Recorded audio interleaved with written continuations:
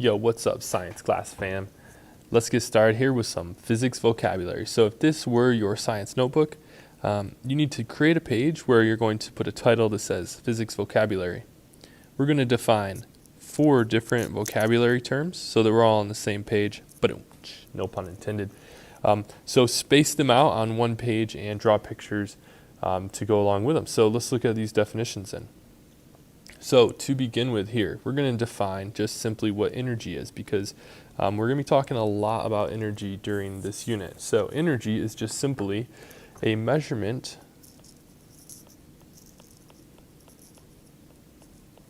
of an object's ability to perform work.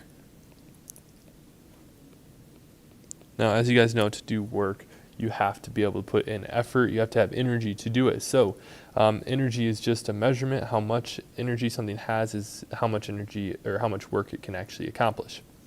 So some phenomenon or some things that are examples of times when we see this energy happening is, for example, in motion. So when things are in motion, it has energy.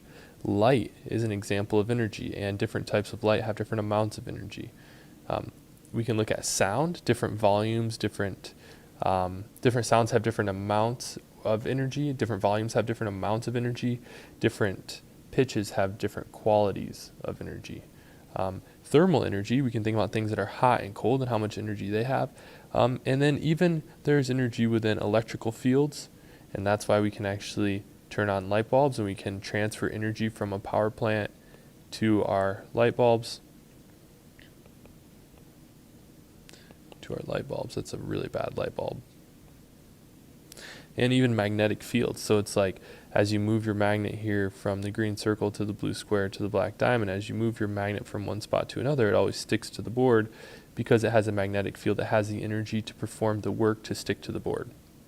So energy, first vocabulary term.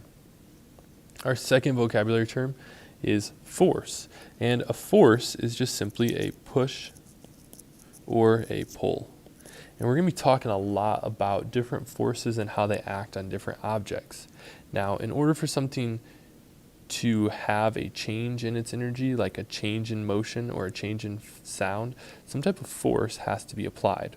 So if you think about the motion of a ball, in order to be able to throw the ball into motion, you have to push it with your hand.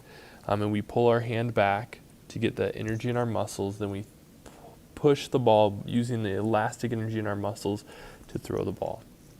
So force is a push or pull, but it's described by its strength and direction. Because we could throw something up or down or to the left or to the right. So that's a force. Now, when we apply a force to something, we give it different types of energy. So to begin with, let's discuss potential energy. So potential energy is the stored energy within a system. Now, a system just means that the items that we're actually looking at. So for example, if we wanted to think about somebody just picking up a ball, if we have the ground, that's part of our system, and our ball is another part of the system. So if we want to move the ball up and we want to pick the ball up into the air, while we're holding this ball, let's say we're holding it with this platform here, when we move it from the ground up higher, it now wants to fall because of gravity, but it's not falling yet. It's just stationary. So we'd say that it has stored energy because when we remove the platform, it will fall. Now, potential energy can be abbreviated with a capital P and a subscript E. So potential energy is equal to, how much potential energy something has is equal to the item's mass, the effect of gravity, and the height of the object. So if we have a baseball and we raise it up this high, it's going to have a certain amount of potential energy. But if I had a little tiny BB and I were to raise it up just as high, it's going to have less potential energy. The reason it would have less potential energy is because the mass of the BB is less than the mass of the baseball. And since mass is part of the thing that gives it potential energy, the more mass, the more potential energy. The higher something goes, the more potential energy. So if I wanted to give more potential energy to this ball, I would have to raise it up to a new height than where it was. So at position A, it has less potential energy than it would at position B. All right, now let's look at kinetic energy. Kinetic energy is just the energy of motion. So anytime an object is in motion, it has what we call kinetic energy. Kinetic energy can be abbreviated as KE. So if we think about our paint blot experiment, when we had our finger over the straw, this little bit of dye that was going to drop had not dropped yet. So right now, this has potential energy. Since it's not in motion, it does not have any kinetic energy. But when we release our finger and we allow the air to come in and push, the force of the air pushes on this sphere of dye.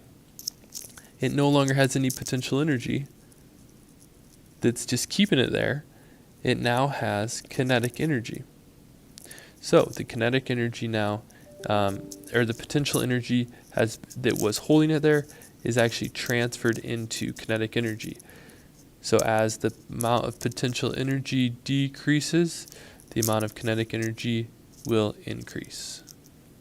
We can look at this in another example here, that in a slingshot, the more you pull back the slingshot elastic strap, the more potential energy that you are increasing. When you release that strap, as the ball moves closer and closer to being launched, it loses the amount of potential energy until it turns into just kinetic energy.